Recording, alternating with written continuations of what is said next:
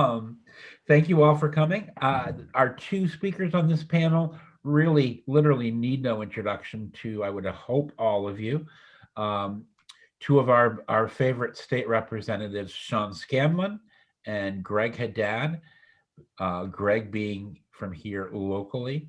Um, I'm going to just let them go right into it. Sean, if you'd like to start. If you guys have any questions, just put them in the chat. And after they both speak, we'll go into a question and answer period. Thank you. Thanks, Chris. And good morning, everybody. Always good to be with the Quiet Corner Democrats. I am Sean Scanlon. I'm the state representative for the 98th district, which is Guilford and Brantford. And I also have the big honor of being the House chair of the Finance, Revenue, and Bonding Committee, which is, as probably all of you know, one half of the Budget Committee in Connecticut. We sort of do a weird thing where we have one committee that spends the money and one committee that raises the money. I am the committee that raises the money. And maybe it's because the luck of the Irish, but I happen to become the chair of this committee in January after a tough stretch of time fiscally for our state. All of you guys are familiar with that, when things are actually turning to be pretty good and things are going in the right direction. And even though we are obviously coming out of a really, really difficult time, one of the sort of paradoxes of all of this is that while a lot of people in our state were really hurting during COVID, there was also a lot of people who were doing really, really well.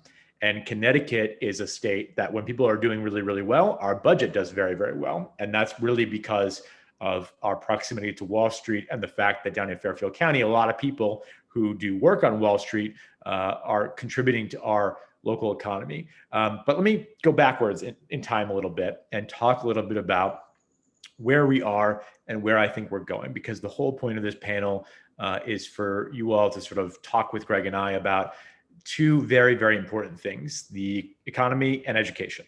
I think they're really intertwined together because without education, without making progress on education, without making sure that everyone has the skills to compete in our modern economy, we can't have a flourishing economy. And so it's really smart of you guys to put these two things together because they're not paired enough.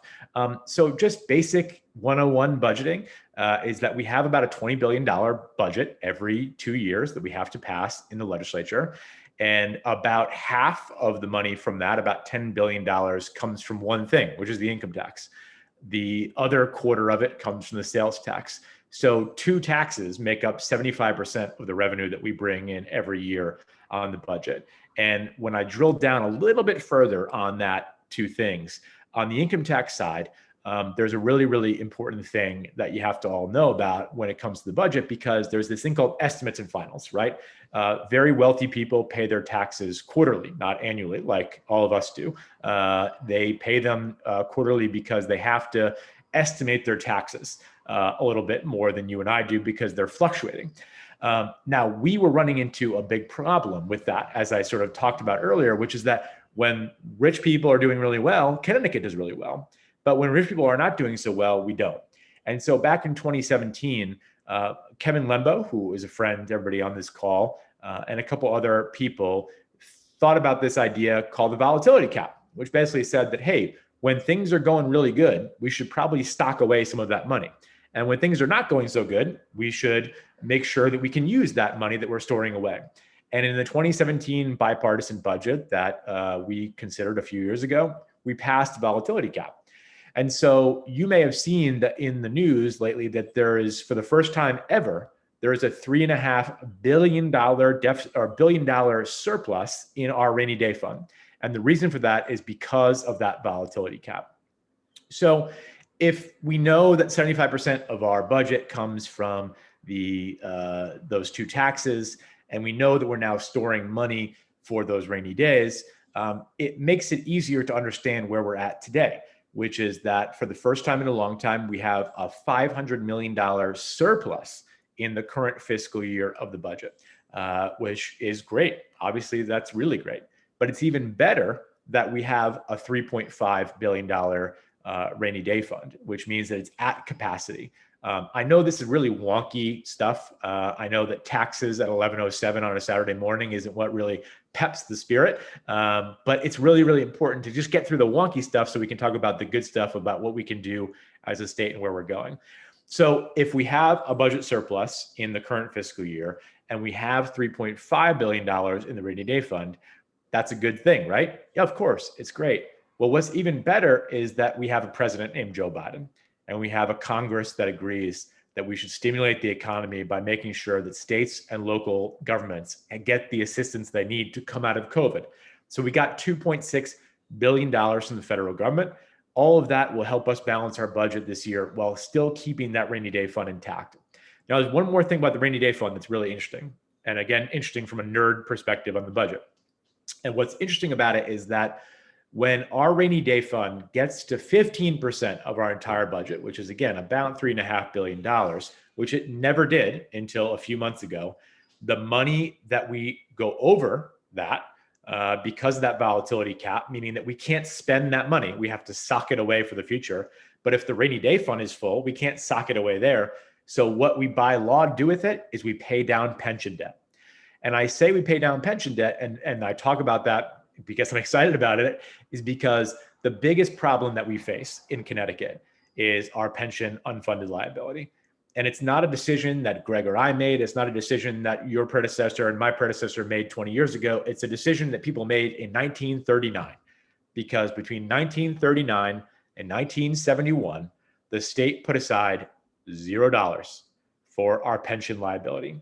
And from 71 to 2010, they put aside very little money. And so Democrats and Republicans, governors from both parties, all were complicit for the better part of 40 to 50 to 60 years in terms of not knowing the bomb that was going to come.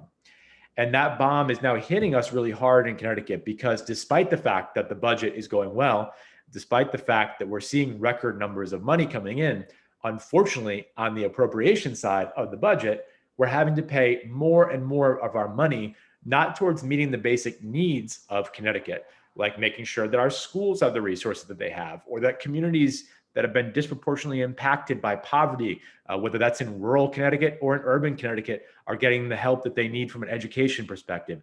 All of these things are crowded out by the fact that we have this ticking time bomb of our budget happening, which is that more and more have to go to the pension debt. Now, I want to be very clear. That is not the fault of state employees. They are not to blame for this. Our friends on the other side of the aisle often like to make this about them. It's not. It's about politicians that had my job and Gregg's job and the job of the governor for many, many years and just chose to ignore this problem. We've made some steps to do some stuff to make sure that this does not happen again in the future. We've done what we can to make sure that this spike that we were about to see, which would have us paying $7 billion a year towards this pension fund, we were able to get rid of that. But I say all of this because a lot of my colleagues say, "Wait, Scanlon, you're so lucky. You inherited a great time in Connecticut where you're getting all this money. Let's go spend it." And naturally, my instinct is to join them in that. But the problem is that we're hamstrung by a few different things. So where are we going as a state? When I took this job in January of this year, the Speaker of the House, Matt Ritter, called me and he said, "I want you to be the chair of the Finance Committee." And my first reaction was absolutely not, because that historically has been a very, very difficult job. And it's not something that I ever really wanted to do. But the more I thought about it, the more I thought about what drove me to get involved in politics in the first place. And a lot of everything comes down to tax policy. And the Finance Committee really is powerful in the sense that it drives a lot of that. And so when I took this job and I finally called them back and I said, "Mr. Speaker, I will do it, but I want to be able to do one thing." And he said, "Well, what's that one thing?" And I said, "Well, I want to lower taxes for the working class and the middle class, because I don't think that we've done a good enough job of doing that in the past." And so I say that because as I lead into Gregg here and talking about education, the biggest problem that we face, besides the pensions, in my personal opinion, is that we need to make Connecticut a more equitable state. We have a tremendous income inequality in the state. And again, that is not an urban suburban issue. That is an issue that affects every single town in Connecticut. And until we change our tax code, that problem will not get better, because people who are poor and working class and middle class pay a disproportionate amount of money in taxes compared to those at the top. And so while we do rely in Connecticut on those at the top to help feed our budget and feed our economy, we also have to recognize that the majority of people in the state are disproportionately paying higher taxes than those folks. And so for me, it's not always about can we raise taxes on those people, it's how can we lower taxes on everybody else. And so this year, I put forward a plan to do that in two key ways. It's in our budget proposal that passed in our committee. It's in the budget package that I hope we'll debate on the floor of the House in a few weeks. And basically, it's two big tax cuts. Number one, it's a child tax cut. There is a child tax cut at the federal level since the 90s, but we want to create one at the state level. It costs about $15,000 on average in Connecticut to care for a child, just in childcare alone every year.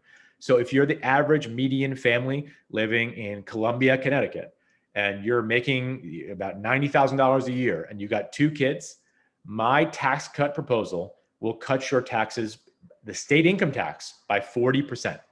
That is a very, very meaningful proposition. Because again, if you're that middle-class family in Columbia, you are paying $15,000 a year for childcare alone. That's about 20% of your income. If you're a minimum wage worker working in Sprague, you would have about 75% of your money just going to childcare. So for me, the child tax credit alone is the biggest single tax cut we've ever passed in Connecticut. It impacts 852,000 children in our state.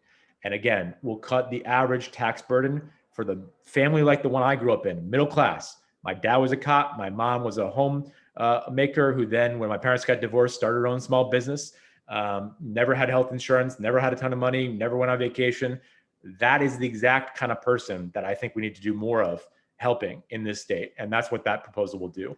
The second piece is the earned income tax credit, a humongous boost to people who are working like hell to get themselves in the middle class or to stay in the working class.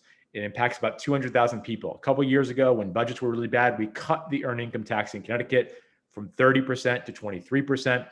In my budget, we go back to 30%. It impacts 200,000 people. So together, those two tax cuts will help over 1 million people in our state. And they're the kind of people who have been busting their butt during COVID, working 2 or 3 jobs, just trying to keep food on the table while we deal with a once in a generation, terrible, terrible situation. And if there was ever a time, as far as I'm concerned, to cut their taxes, that time is right now. So we are making progress on that front. It's a big fight to do this. It's expensive to do it. I won't lie about that. But the investment that we're making in families now, I think will help us go forward as an economy. And the last thing I'll say before we turn it over to Gregg is that there's a big debate in Connecticut always about whether if we do something on the tax side, will it force people to leave Connecticut, right? Those handful of really wealthy people. We're looking at this the wrong way. The people who leave Connecticut more often than not are poor and middle-class people who go to other states where the tax burden is lower, but the quality of life is less. I don't want people like my own family to have to leave Connecticut. I want to make Connecticut more affordable for them. And if we change our tax policy to be more favorable for those kind of people, the kind of people who live in each and every town in Connecticut, I think that we will continue to see more growth in our economy and we will make it a more affordable state. And when it's a more affordable state, that's the time you start your own business. That's the time that you decide to invest in Connecticut. That's the time that you tell your friends and neighbors, hey, come to Connecticut. It's a family-friendly place. They're giving child tax credits. They're making education more affordable. They're making our quality of life better. I think if we do all those things, we will succeed way more than if we do things like bribe big companies to come here or change our tax policy to benefit the few when the rest of us are really hurting. And so that is my focus as chair of the budget committee. We've got a really easy budget to pass this year because things are looking up for us, but I'm trying to do something more than just balance the budget. I want to change Connecticut for the people that I know need our help the most.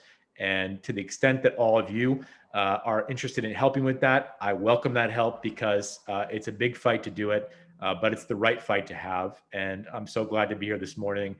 Sorry to get all hyped up about tax policy at 11:15 a.m., but I'm passionate about this stuff. And with that said, let me turn it over to my friend Gregg, who, when I was a freshman, I actually sat next to him in the House chamber, learned a lot from sitting next to him. He's not only a smart guy, but a really funny guy. And he's doing incredible work when it comes to education and higher education. And like I said, these two things are really paired together. So Gregg, I'm going to turn it over to you. Thank you, Sean. And that was a great presentation. I feel like I learned something too. Every time I listen to Sean, I feel like I learned something about what's going on in our state budget. I was always impressed sitting next to Sean in his first term at his dedication to sort of responding to constituents' emails as they were coming into his inbox. He's sort of hyper focused on constituent service, and I think that was it's an indication why he's taken a district that was sort of swingy and turned it into a solidly Democratic performing district for himself. And that's the kind of leaders we're looking for everywhere in the state of Connecticut. And so he's a great guy, and he's doing great work on the Finance Committee. I'm going to start by just riffing a little bit off of one of the points that he made, which is, we see great inequity in Connecticut.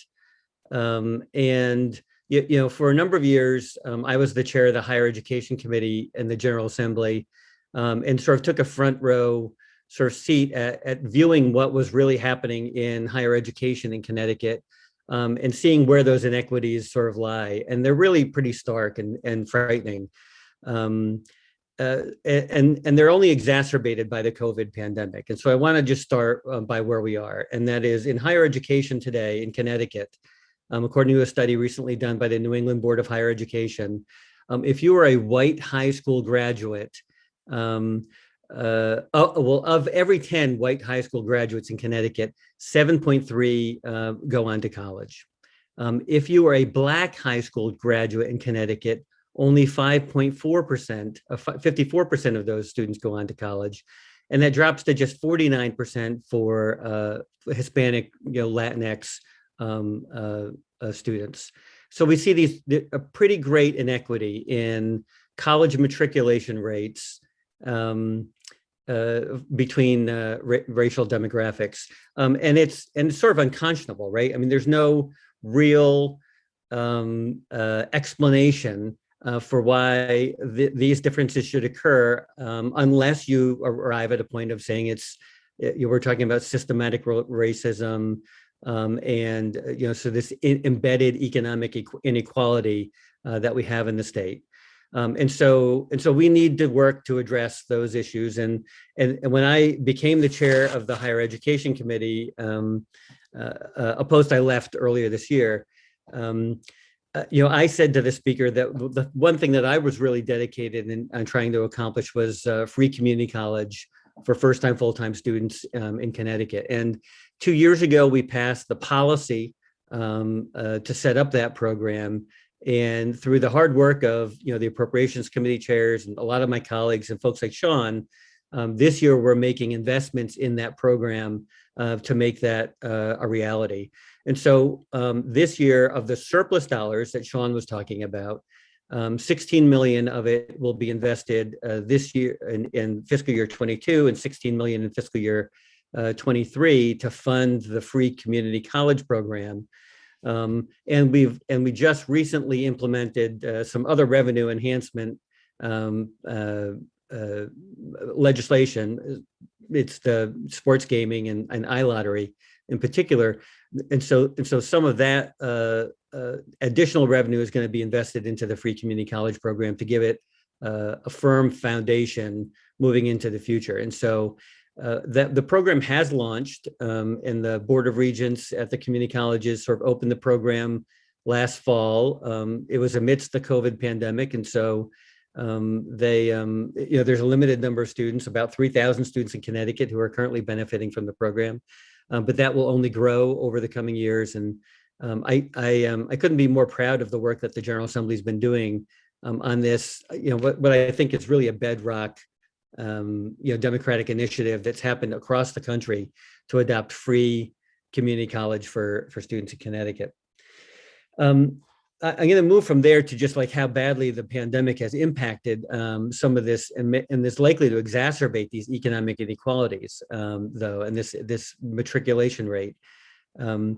Recent studies have shown that the pandemic sort of yielded about a 2.5% decrease in the number of college-going students from the class of 2020. But that really masks what I think what is really happening there, because we see a 30% decline in college matriculation rates from 2019 to 2020 in minority populations and in low-income populations. And so the pandemic has really hit families hard. The economic foundation that sort of has been the rug has been pulled out from underneath them, and more students in that demographic than ever are declining to go to college, and we don't know how that's a blip that we've seen. We don't know what the matriculation rate will be for the class of 2021, but that has rippled through higher education in some very specific ways that we need to address. The community colleges saw a 15% decline in enrollment from a year ago, and as a result, our community colleges are really suffering on financial grounds. Many of them have negative fund balances. The system the system office has undertaken a number of cost-cutting measures.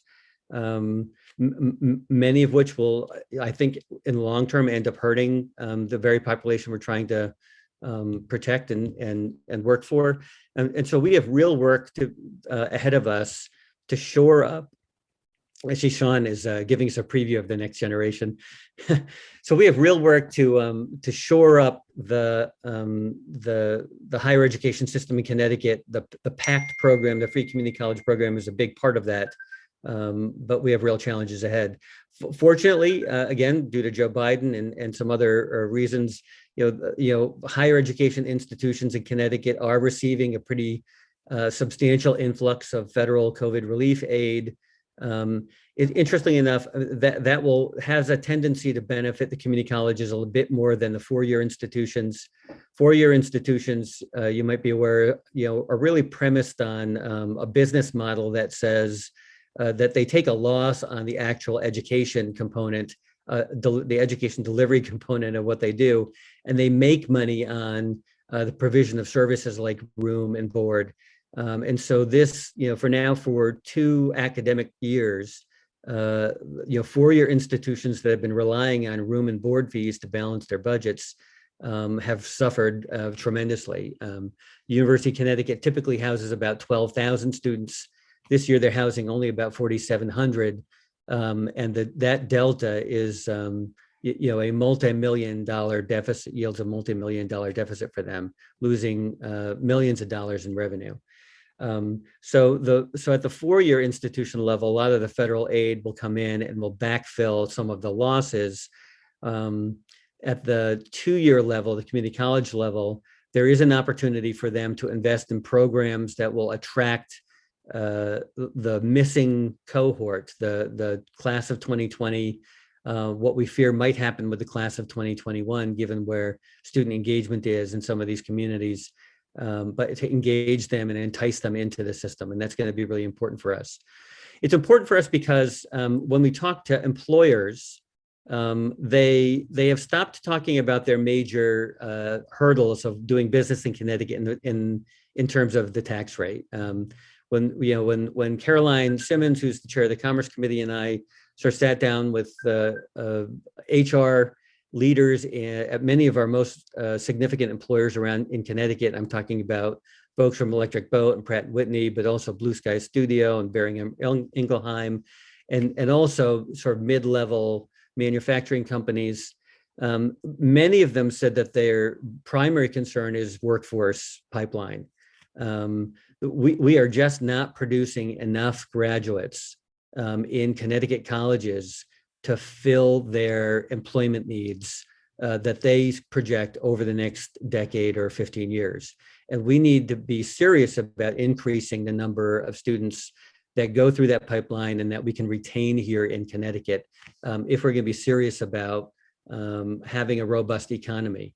The large employers like Electric Boat will largely begin to recruit from out of state, but the supply chain folks, they have the ability to move their businesses, and if they can't find an indigenous workforce, they will move and supply Electric Boat from afar. And so it's really become really critical for us to shore up our workforce pipeline.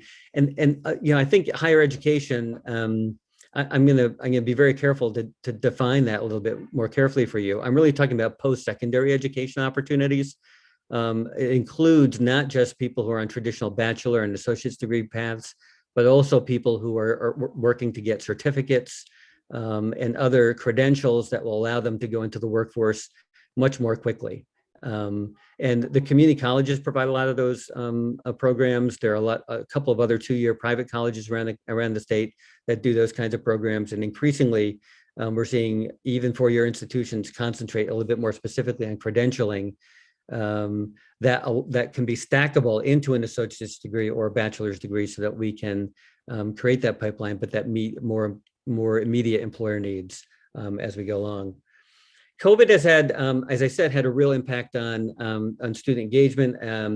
I don't serve on the education committee, but there are a couple very interesting factoids that I think really put in context where we are coming out of this COVID crisis, and sort of really underscore the importance of addressing these issues. 2/3 of college students, began taking courses online versus in person. Student loan payments, of course, are frozen. They remain frozen, but that eventually those student loan payment restrictions will be lifted as we come out of COVID, increasing economic burden on a lot of these students. And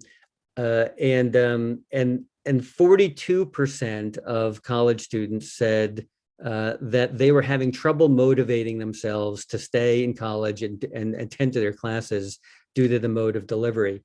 We see that in K through 12 as well, right? Where we know the economic pressures of COVID were pretty significant.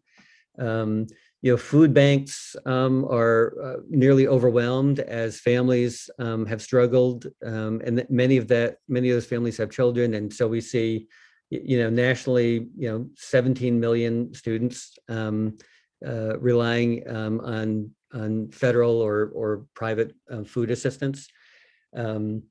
We know that vulnerable students in particular are, and low income and minority students are particularly vulnerable to the impacts of COVID, and we're seeing that even in programs that we have locally. I will share with you that I am engaged on a private level. I work for a nonprofit in Hartford that provides assistance to students in Hartford to apply for and get into college. Traditionally, our program participants in our program matriculate into college at about a 75% rate. Last year, they matriculated at only 50%. This year, our enrollment, we have an open enrollment program in Hartford, has declined also by about 50%. And so what we see is it's harder and harder to engage students in this environment. And while I concentrate a lot on what the economic impact will be on higher education institutions, that economic impact is really about the number of students who are able to and are taking the opportunity to go to college, and so or get any kind of post-secondary training at all. And so we really need to focus hard. I think PACT rollout will do that. That is a significant economic benefit to low-income and moderate-income students. I would make one mention that part of the PACT program is refundable to low-income families. And so if you are a low-income family and you're going to community college and you can't benefit really because you have a federal Pell Grant that covers all of your college costs, the PACT program will actually help put money in your pocket, really paying students to go to college. and taking care of the lost income that they might incur by going to college full time, or help pay for their books and that sort of stuff. And so that full rollout of that program, I think, will help pretty significantly, but I don't think that it addresses the problem entirely. There's a lot of municipal leaders on this call, and so I just wanted to mention a couple of other things from my other role on the Government Administration Elections Committee. Obviously COVID gives us a real opportunity to talk about increasing voter access and ballot access. 2 years ago, the legislature passed the first part of a constitutional amendment to allow for early voting in Connecticut. And that would allow a period of time before Election Day when anybody who wishes could walk into your local town hall and cast an absentee ballot in person. COVID, I think, really demonstrated how important diversifying our ballot access is. Obviously, there were some through the Herculean efforts of our governor and Denise Merrill, our Secretary of the State, we were able to cast ballots using absentee ballots last year, a short-term plan to accommodate folks. This year, the legislature also voted on a constitutional amendment to allow for no excuse absentee balloting, the argument for that was really bolstered pretty significantly through our experience with the pandemic. It became painfully obvious how important it is for us to expand ballot access in Connecticut, and it gave us a test run that really demonstrated that we can run elections fairly and even-handedly with those increased ballot access without having significant electoral concerns. The other thing that is being addressed in the Government Administration's Election Committee and also the Planning and Zoning Commission is really a hot topic of conversation in some small circles is the way that local government runs, or even executive branch government runs. People have become quite accustomed to this new way of doing things and zooming into meetings. And so the question comes, like, after the pandemic, how much of these new ways of conducting business should stay, and how should we accommodate the public? And I think that there's a lot of interest in sort of making sure that local communities can continue to use Zoom to increase access to local voters, to local boards and commissions. We are likely to do the same at the legislature, and the executive branch is willing, at this point, the Lamont administration is willing to say that that they want to also continue. That does not mean that we won't be working in person. I think that it's clear that in-person meetings have certain advantages to the decision makers that you just can't be replicated really easily through Zoom. But the access that people have grown now accustomed to having to local boards and commissions is not likely something that can easily go away, nor would we want it to go away. The consequence of this is interesting. It's like, I'm not sure a lot of folks have thought about this, but I want to hear folks think about it. So I'm sorry, I'm getting distracted by the chat box. If we start having what we're contemplating at the Capitol now is if local boards and commissions go back to in-person meetings, should there be a requirement moving forward that the public can Zoom in to offer public testimony or offer public comment? And it seems likely that will be the case. Certainly at the state level, the executive branch is willing to commit themselves so that even when executive branch agencies meet in public meetings, if it's a public hearing, then they will guarantee that people don't have to travel to Hartford or where the public hearing is, but they can Zoom in to offer their public input. I think about a local, I served on the town council in Mansfield. We have audience of citizens, an opportunity for the public to comment without any restrictions, except a short time limit on what we hadn't typically requested that they speak even to items that are on the meeting agenda. And so I think that we'll have to wrestle with what the consequences of having that swinging open the door that open. I mean, we've been wrestling with that, I think, over the last year or so, our public hearings at the Capitol certainly have grown longer, and public comment is much easier. That has consequences. But I think that it's obviously a great improvement in democracy, and it's not one that's likely to go away. And so as you think about how you run your own meetings, I would encourage you to engage with members of GAE and members of the General Assembly. We're likely to see an extension of the current sort of situation until about April of next year, and then putting into statutes new plans that will begin to shape what public comment and what public participation should look like in both remote or hybrid or in-person meetings moving forward. And then the last thing I just wanted to say is, what you're hearing from me, I guess, is a sort of a stream of consciousness about the things I'm working on hardest. But the thing I've been working on most at the state capitol these latest few days is redistricting. And redistricting happens on a 10-year basis. We redraw the lines for every state house and state senate district. And there's a very specific COVID impact to that as well. The COVID pandemic significantly delayed the Census Bureau's ability to produce numbers. And so while generally speaking, the legislature will receive new numbers, new census block data by April of the year following a census, this year those numbers aren't going to come in until August. And so the redistricting committee, of which I serve, honored to serve as a member of and co-chair, will be having public hearings in August once the data arrives, and the deadline for the legislature to come up with new lines is really November 30th. It's a very, very compressed timeline. It will require us to have those negotiations with the Republicans. It's a bipartisan committee, so we do those negotiations very quickly.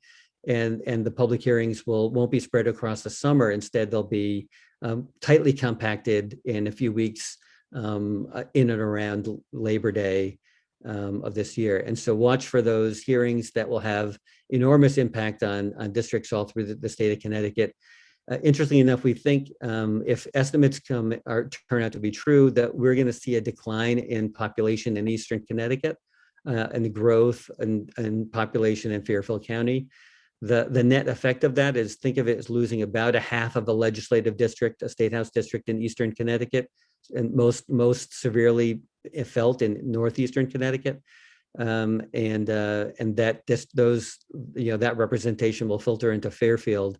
That'll ripple all the way across the state, making a number of changes in districts all across the state. We also passed a bill on prison gerrymandering, which actually will have a tendency to sort of further exacerbate those changes in Eastern Connecticut, because we are home to so many prisons in Enfield and Niantic and Montville and Brooklyn. And so those prison populations will be reallocated to the home addresses of the prisoners. I think that's a fair and equitable thing to do, but it will have an impact in Eastern Connecticut that will be felt for sure, as districts in Enfield are being forced to expand their boundary lines to encompass the correct number of people, and that'll have a ripple effect all through Eastern Connecticut. I'll stop there. I think I said a number of provocative things, but we want to leave some time for questions as well. All right. Do we have any questions from the gallery? Please feel free to unmute yourself and go at them. It's a fairly small group of people. We can. Yeah. Well, Greg, I just want. Oh, go ahead, please. Go ahead, Bill. Just at the end there, you mentioned prison gerrymandering, and I know that's been a big issue. And I honestly, I'm not 100% sure I understand the issue. Could you give a little more background on that? Yeah, really quickly, the institutional population of prisons in Connecticut and most places around the country are typically counted where they are on census day of the date of the census. And so there are 9,000 prisoners in the state of Connecticut that are counted where they are currently imprisoned. And so there's 3,500 or so prisoners in that tight complex up in Enfield. Those folks are counted for all intents and purposes in the Enfield district as they to reach the 23,000 people that it takes to comprise a state house district. We're taking those numbers and reallocating them to the home address, the last known address of the prisoners. And so rather than counting for redistricting purposes, those people in Enfield, they will be counted for redistricting purposes where they are from. The net effect of this process of this, counting them where they are imprisoned is it leads to over-representation in a town like Suffield or Somers or Enfield, and underrepresentation in communities like Hartford and Waterbury and New Haven. So we'll correct that. Thank you. Dr. Immacula. Thank you so much. Just great presentation, and I agree, very provocative. Thank you for putting this together. So the question that I have is, I live in Stratford. We are considered a distressed municipality. Our taxes are high, and it's wonderful to hear that there's work being done to decrease the tax burden for folks here in Connecticut. My question is, what are the strategies that are going to be put in place to accomplish this particular goal? Yeah, well, first of all, good to see you. Second of all, it's a really important always awesome to see you, Sean. It's a really important question. I should have also mentioned property tax reform. I know there's a number of first selectmen and mayors on here, and that's a big issue for me too, because I think that for better or worse, the system is really in need of reform, and we've been afraid to reform it for a long time because it's sort of the third rail of Connecticut politics. But I think it's important to do that, and I put forward a bill this year. For at the risk of going off on a tangent that you didn't ask about, but I want to answer that quickly.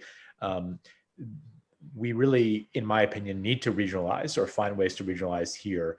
But unfortunately, we've often took the stick approach instead of the carrot approach. And this year I put forward a bill that said that if you choose to regionalize with a neighboring town, the state would reward that decision through increased financial aid, depending on what the kind of service that you decided to regionalize would be. So if it was police or fire, education, or any other services below that, there'd be a 3-tiered reimbursement structure where the state would actually pick up a percentage of the cost of that for a certain period of time.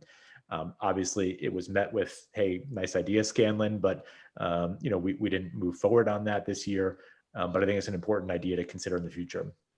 On tax reform specifically, like I said, those two taxes, the child tax credit and the EITC, are in the budget proposal that the House Democrats are putting forward in current negotiations with the governor right now. I think the Senate Democrats also agree with that as well. It's just a matter of getting the governor to agree. But for me, I view that as a down payment on the overall mission, which is to say, yeah, it's great that we can give a child tax credit for those that have children. It's great that we can give an EITC bump to working class poor people. But what about everybody else? And that is where I think we go back to the fact that we need wholesale tax reform in Connecticut to actually adjust the income tax bracket so that the folks that are on the bottom 20% are not paying 30% of their income in taxes, and the people at the top are paying 5%. Because that imbalance is obviously wrong. But like all the things that Gregg and I are talking about, they are good ideas on paper, and the land of steady habits often rejects anything that's controversial or changey. So this may take time, but again, it's why it's so important to me to get that down payment on tax reform this year in the form of those 2 tax cuts. Thank you. I would also just say really quickly, though, too, I mean, we're obviously also overhauling the way that we provide funding through the pilot formula. This is more an appropriation side thing, but it's directly related to taxation, right? Because, the inequities in the property tax from town to town are so significant. And they just, it's hard to imagine a cohesive economic strategy in the state of Connecticut that doesn't include property tax reform. The mill rates in communities like Hartford and Bridgeport, and maybe Stratford too. I'm not sure. are so significantly higher than what you see in other places because of our property tax structure, and because we don't have regional government or county government to sort of smooth over expenditures for schools or other things that really should be shared services. And so we are, we have adopted the policy in our budget funds a pretty significant overhaul of the way that we provide funding to pilot.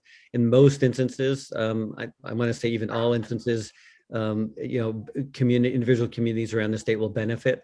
Clearly, the towns that will most benefit from the property tax reform are those urban distressed municipalities where we're doing our level best to send additional relief from Hartford to help alleviate the onerous tax burden that exists in those communities.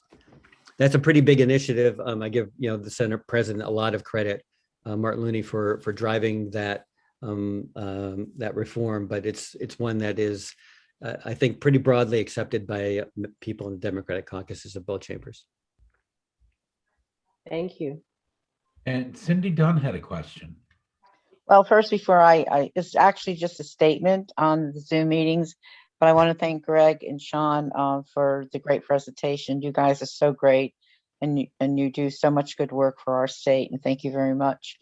So getting back to the Zoom meetings, of course, I understand this is probably a generational issue too, but I'm addressing it as a member of a staff person who has to attend PZC and ZBA meetings.